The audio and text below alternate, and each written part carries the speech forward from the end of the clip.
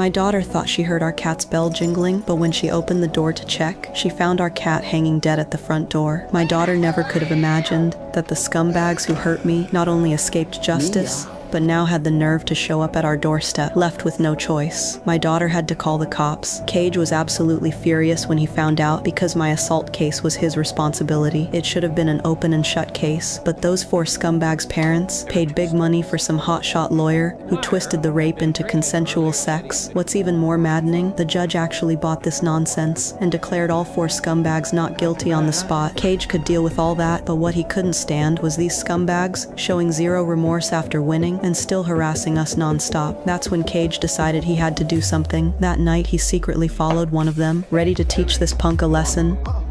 Next bitch.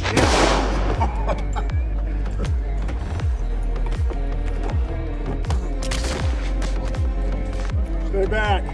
Police.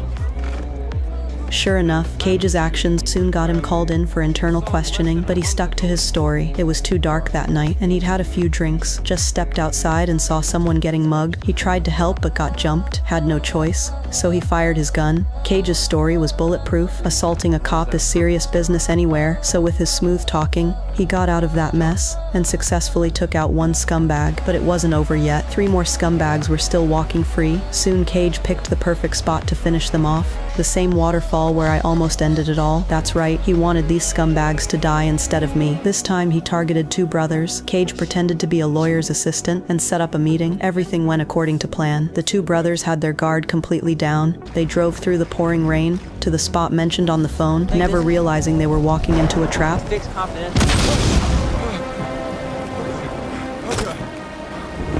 Who is this? Huh? The whole thing, Cage handled like a pro. After the scumbags hit the ground, he quickly stepped up for the finishing shots. 2 to the chest, 1 to the head. Even God would shake his head at that. As a cop, Cage chose a rainy night for good reason. First, rain washes away all evidence. Second, this spot was right on the border, plus the map Cage planted in their car. Everything pointed to one conclusion. These 2 brothers must have fled in guilt, which also cleared my name in the process. When I heard the news, I actually smiled for the first time in forever. But just as I was taking my daughter shopping, the last scumbag came looking for us. He threatened my daughter to lie to the media tomorrow, say he was innocent, or he'd come after both of us. But this creep wouldn't live to see tomorrow. Right after we got home, Cage stepped out of the shadows and put a gun to his head. Then Cage made him write a confession letter. After that, he made him grab the gun to leave his prints on it.